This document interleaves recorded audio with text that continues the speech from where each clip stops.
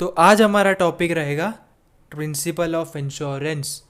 मतलब कितने टाइप के प्रिंसिपल्स होते हैं और उसका मतलब क्या होता है। और इस वीडियो के एंड में आपको बताया जाएगा एक टर्म प्लान जो कि बहुत अमेजिंग है। सो मेक श्योर आप इस वीडियो को एंड तक ज़रूर देखें और इस चैनल को प्लीज़ सब्सक्राइब करें। This is Saqib, welcome to my YouTube channel policy लिया क्या। तो प्रिंसिपल ऑफ इंश्योरेंस 7 प्रकार के होते हैं। फर्स्ट है principle of utmost good faith. इस प्रिंसिपल के तहत इंश्योरेंस एक कॉन्ट्रैक्ट होता है दो पार्टीज के बीच में, जो है इंश्योरर एंड इंश्योर्ड। अगर आपको इसका मतलब जानना है तो हमारी प्रीवियस वीडियो चेकआउट कर लीजिए। एक अच्छी नीयत, यकीन और भरोसा होना चाहिए इस कॉन्ट्रैक्ट में, तो उसे कहते हैं principle of utmost good faith. तो सेकेंड है प्रिंसिपल ऑफ इंश्योरेबल इंटरेस्ट। जो इंश्योर्ड पर्सन होता है उसको इंटरेस्ट होना चाहिए, उसको दिलचस्पी होनी चाहिए जो भी वो इंश्योरेंस पॉलिसी को परचेज कर रहा है। थर्ड है principle of indemnity. Insurance contract sign होता है सिर्फ आपके प्रोटेक्शन के लिए, जो आपके फ्यूचर में फाइनेंशियल लॉसेस होते हैं उसको कवर करता है, तो उसे कहा जाता है प्रिंसिपल ऑफ इंडेमनिटी। नेक्स्ट है प्रिंसिपल ऑफ कॉन्ट्रीब्यूशन। मतलब अगर आपने अपना इंश्योरेंस दो इंश्योरेंस कंपनी से कराया है तो आप अपना पूरा पैसा एक इंश्योरेंस कंपनी से नहीं ले सकते। तो चलिए इसको एग्जांपल से समझते हैं। मिस्टर राज ने अपने प्रॉपर्टी का इंश्योरेंस दो इंश्योरेंस कंपनी से करवाया 50,000 का। अगर इन केस प्रॉपर्टी में कुछ लॉसेस होता है तो आपको एक इंश्योरर 1,00,000 रुपया नहीं देगी, दो इंश्योरर आपस में अंडरस्टैंडिंग करके आपको कंपनसेट करेगी। तो इसे कहा जाता है प्रिंसिपल ऑफ कंट्रीब्यूशन। तो फिफ्थ है प्रिंसिपल ऑफ सब्रोगेशन।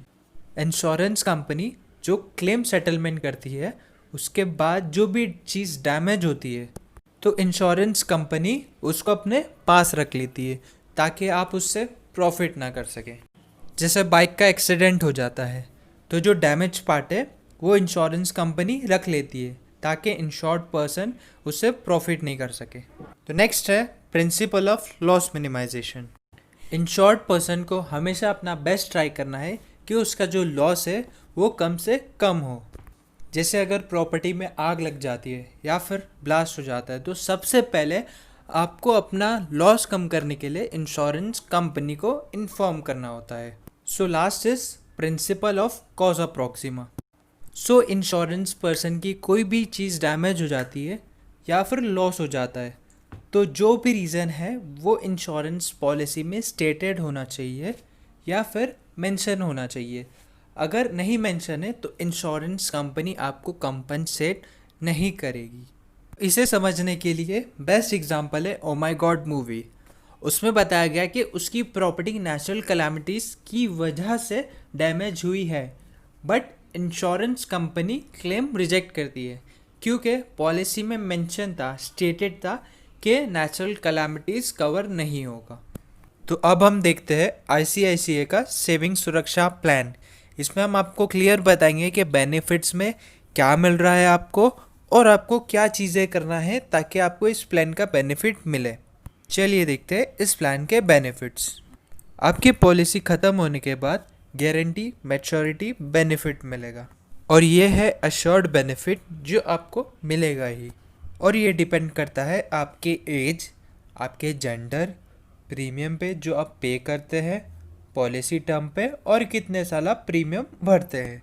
और गारंटी मैच्योरिटी बेनिफिट के साथ आपको मिलता है गारंटी एडिशन जो है गारंटी मैच्योरिटी बेनिफिट्स का 25%, और उसी के साथ आपको बोनस मिलता है मैच्योरिटी डेट पे जो डिपेंड करता है आपके इन्वेस्टमेंट और कंपनी के फ्यूचर परफॉर्मेंस पे। और इसमें शामिल है आपका reversionary bonus and terminal bonus. And last है जो इंश्योर्ड पर्सन है उसको लाइफ कवर भी मिलता है इस आईसीआईसीआई सेविंग सुरक्षा प्लान में।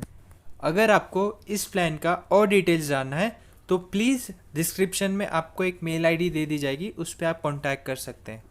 Thank you for watching this video. I hope आपको ये वीडियो इन्फॉर्मेटिव लगी हो और पसंद आई हो। तो प्लीज़ इस वीडियो को लाइक करें, कमेंट करें एंड प्लीज़ इस चैनल को सब्सक्राइब करें।